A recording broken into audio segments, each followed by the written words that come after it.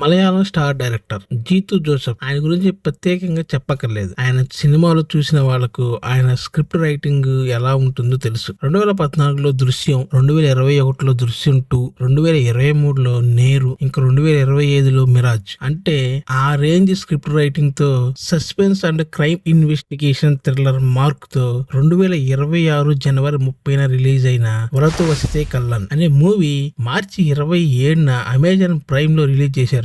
Bad luck ఏంటంటే only ఇది మలయాళంలో మాత్రమే అవైలబుల్ గా ఉంది, తెలుగులో రిలీజ్ అవ్వలేదు. ఇంకా మలయాళం, తమిళ యాజ్ ఇట్ ఈజ్ కొంచెం టచ్ ఉంది కాబట్టి ఎలాగోలా చూశాను. తెలియని వాటిని సబ్ టైటిల్ తో చూసేశాను. ఇక మూవీ విషయానికి వస్తే సెకండ్ హాఫ్ కొంచెం ల్యాగ్ అనిపించింది. ఇంకా జీతు జోసెఫ్ గారి సస్పెన్స్ మార్క్ అనేది ఈసారి మిస్ అయినట్టు అనిపించింది నాకు. ఓవరాల్ గా అయితే నచ్చింది. ఇక స్టోరీలోకి వెళ్లే ముందు కొత్తగా మన వీడియో చూస్తున్న వాళ్ళు ఉంటే ఒక లైక్ చేయండి గైస్. అలాగే కొంచెం ఛానల్ ని సపోర్ట్ చేయండి. వీలైతే సబ్స్క్రైబ్ చేసుకుని బెల్ ఐకాన్ మీద ట్యాప్ చేసి నోటిఫికేషన్ ఆన్ చేసుకుంటే నేను పెట్టే ప్రతి కొత్త movies and web series reviews miss కాకుండా ఉంటారు. ఇక స్టోరీ ఏంటంటే బీజు మీనన్ ఒక స్ట్రిక్ట్ సర్కిల్ ఇన్స్పెక్టర్ గా కనిపిస్తాడు. తను ఒక కేసులో అక్యూజ్డ్ ని కాపాడడం కోసం ట్రై చేసినప్పుడు ఆ విక్టిమ్ సూసైడ్ చేసుకుంటుంది. అది కూడా పోలీస్ స్టేషన్ ముందే. విక్టిమ్ ఫ్రెండ్ ఐరిన్ జస్టిస్ కోసం పోరాడుతుండగా తను ఒక రోజు సస్పీసియస్ గా చనిపోతుంది. ఐరిన్ వాళ్ళ ఫాదర్ జోజు జార్జ్ తన కూతురు చావుకి సర్కిల్ ఇన్స్పెక్టర్ బీజు మీననే కారణమని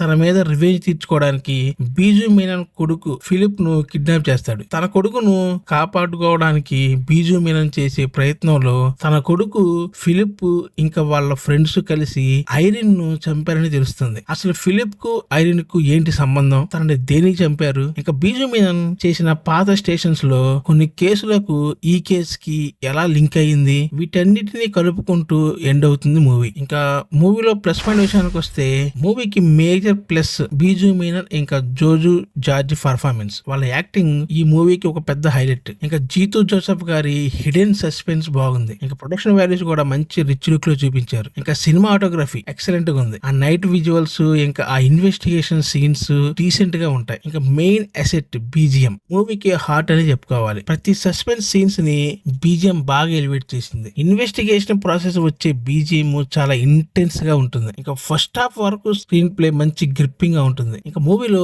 మైనస్ పాయింట్ విషయానికి వస్తే సెకండ్ హాఫ్ ల్యాగ్ చేశారు. ఆ ఇన్వెస్టిగేషన్ పార్ట్ కొన్ని సెంటిమెంట్ సీన్స్ రిపీటెడ్ గా రావడం వల్ల కొంచెం పోర్ ఫీల్ వస్తుంది. ఇంకా సినిమాటోగ్రఫీ పోలీస్ స్టేషన్ లోనే మాక్సిమం సగం మూవీ ఉంటుంది. పెద్దగా లొకేషన్స్ వాడలేదు. ఇంకా జీతు జోసెఫ్ గారి సినిమాల్లో ఉండే షాకింగ్ ట్విస్ట్లు ఈ మూవీలో మిస్ అయ్యాను. ఇంకా ఇన్వెస్టిగేషన్ సీన్స్ లో లాజిక్ కొంచెం మిస్ అవ్వడం, ఒక ఎక్స్పీరియన్స్ ఇన్స్పెక్టర్ ఈజీగా దొరికిపోవడం, క్లూస్ వదిలేయటం కొంచెం సిల్లీగా ఉంటుంది. ఇంకా ఐరిన్ మర్డర్ రొటీన్ కాన్సెప్ట్, పెద్దగా మిస్టీరియస్ గా కొత్తగా ఏమీ ఉండదు. ఇంకా సినిమా రన్ టైం కొంచెం తగ్గించి ఉంటే బాగుండేది. అనవసరమైన సీన్స్ ట్రిమ్ చేసి ఉంటే బాగుండేది. ఫైనల్ గా జీతు జోసెఫ్ గారి దృశ్యం మార్కు ఈసారి ఇందులో మిస్ అయింది. ఓవరాల్ గా పర్వాలేదు అనిపించింది. ఫైనల్ గా ఈ మూవీకి నా రేటింగ్ 2.75/5. Thanks for watching.